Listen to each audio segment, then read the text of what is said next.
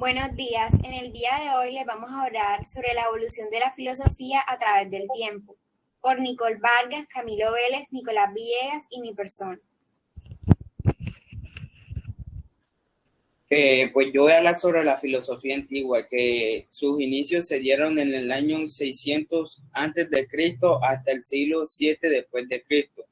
Pues sus inicios se ubicaron en la zona costa jónica en Grecia, dando así inicio a una serie de filósofos de dicha época. Como bien sabemos, la filosofía antigua es un periodo muy importante que duró más de 1100 años, en la que se pretendía encontrar el fundamento de todas las cosas.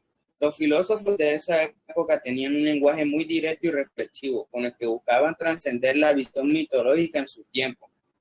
Su pensamiento era muy naturista, centrado en el estudio de las cosas que tenían alrededor, sin poner en duda lo que éstas pudieran ser reales o no. Dentro de esas ideas, el ser humano no es entendido, por tanto, como un ente privilegiado, sino más bien como uno más entre los diferentes entes que se encuentran en la naturaleza. Lo que quiero decir es que el ser humano nunca puede situarse en un escalón superior al resto, ni mucho menos llegar a ser considerado como amo y señor de la naturaleza. Se considera Tales de Mileto como el primer filósofo de Occidente por haber sido quien inventó la primera explicación a distintos fenómenos del mundo. Aristóteles como el creador del gran sistema filosófico que ha determinado en gran medida la marcha de la filosofía y de las ciencias occidentales durante más de 2000 años. Y Zenón de Lea, pues quería probar que el ser tiene que ser homogéneo y único.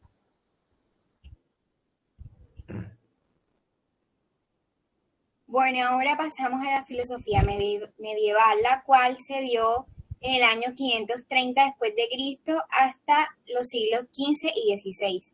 Básicamente, la característica de esta filosofía fue que se quiso dar una relación entre la fe, la razón, la existencia y la naturaleza de Dios. Es decir, lo que se quiso hacer fue darle una explicación al origen del mundo y del ser humano, pues mediante Dios y la religión. Entonces podemos decir que su objeto de estudio fue la teología. En esta época los filósofos decían que Dios tenía un poder sobrenatural, que lo dominaba todo y lo invadía todo, y que pues prevalecía sobre el mundo y pues sobre el ser humano. También en la filosofía medieval, Dios pues se convirtió en el centro de todas las cosas, y la existencia de Dios pues se vio como la causa del universo y del mismo ser humano. Y al ver a Dios de esta forma, pues las personas en esa época empezaron a preguntarse sobre quién era, sobre su esencia y sobre su existencia. En esta época podemos encontrar a tres máximos representantes. El primero es Tomás de Aquino. Tomás de Aquino basaba su pensamiento en el ser, en el humano, el mundo y en Dios. Y lo que él quiso hacer básicamente fue conjugar esa filosofía de Aristóteles con la de las nuevas creencias que estaban en esta época, pues para así poder darle un significado a la vida del hombre. Una de sus frases es que él decía que la existencia de Dios es un conocimiento natural en el ser humano, al que se puede llegar con el uso adecuado y lógico de su razón. Tenemos ahora a Agustín de Hipona, el cual fue uno de los máximos referentes religiosos y teológicos de esa época, el cual decía que Dios era el amor, el esfuerzo y el alma. Y decía que Dios era lo supremo y que todos y todo venía de él. Decía que Dios era el principio y fuente de todos los seres, la realidad plena, inmutable, infinita, única, simple, eterna y perfecta. Es el bien, la verdad, la belleza y el ser. Y por último tenemos a John Duns Scoto. Él pues se diferenció mucho de Tomás de Aquino porque lo que él quería hacer era separar la filosofía de la teología. Y en su vida pues quiso fundamentar un fundamento, una idea racionalista pues en la época en la que ellos vivían. Y él decía que Dios era la libertad absoluta. Ahora avanzamos hasta la filosofía moderna, la cual se inicia en el siglo XIV y demoró hasta el año 1800. Esta nació debido a la revolución científica, ya que ésta trataba de resolver los problemas emergidos. Como ya sabemos, la revolución científica fue donde se propuso el método científico de investigación. Se reemplazó la lógica aristotélica en torno al cosmos por el conocimiento adquirido a través de la observación y la experimentación. De esta nacen tres tipos de pensamientos: el racionalismo, el empirismo y el idealismo trascendental. Cada uno de estos tipos de pensamientos tuvieron un máximo representante. Por ejemplo, en el racionalismo, su máximo representante fue René Descartes, que fue nacido en 1596 y fallecido en 1650, cuya frase más famosa fue: pienso, luego existo. Y el máximo representante del empirismo fue John Locke, que fue nacido en 1632 y muerto en 1704. Fue básicamente el que desarrolló la doctrina teóricamente, pues él afirmaba que el conocimiento solo puede ser alcanzado empíricamente o a través de la experiencia. Y, finalmente, el idealismo trascendental es la combinación entre el empirismo y el racionalismo, y su máximo representante fue Immanuel Kant, nacido en 1724 y fallecido en 1804. Bueno, ahora vamos a conocer un poco más sobre la filosofía contemporánea. Esto fue un periodo que comenzó en el siglo XIX hasta el día de hoy. Esta filosofía modifica el rumbo que traía la filosofía moderna, la cual estudiaba principalmente la razón y el análisis del ser. En cambio, la filosofía contemporánea estudia e intenta dar una gran cantidad de cuestiones sociales buscando ante todo el bien común.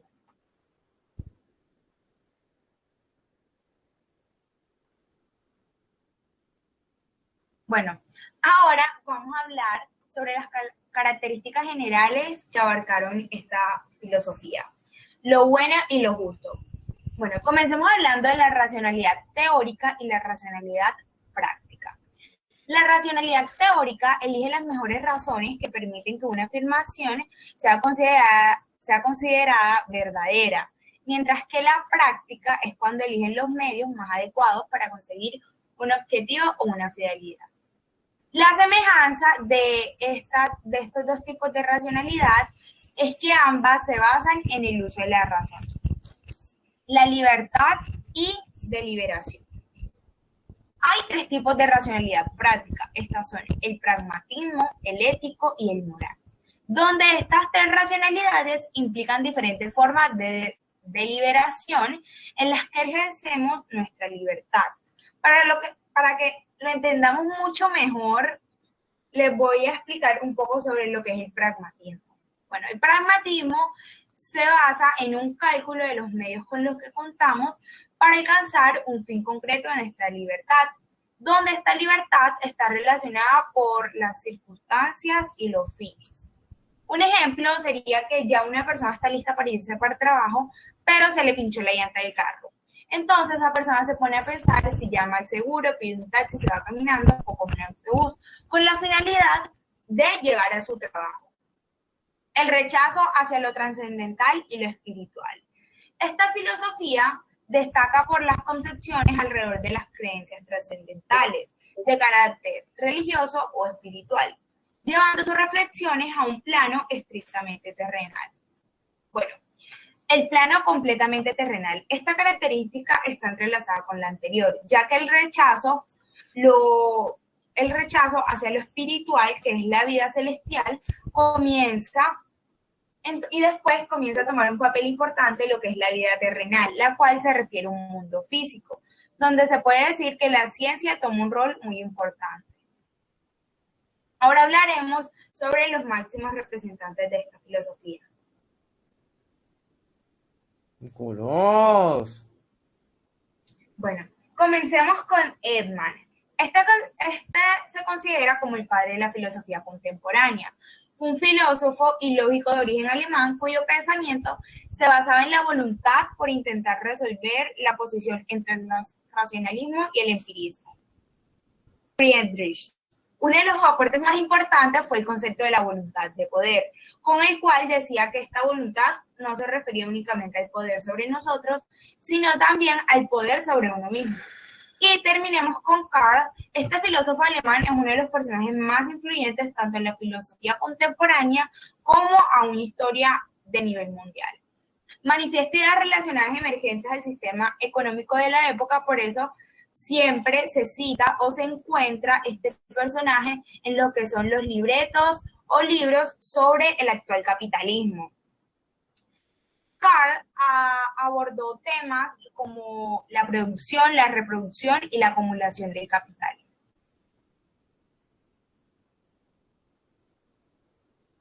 Muchas gracias. Muchas gracias.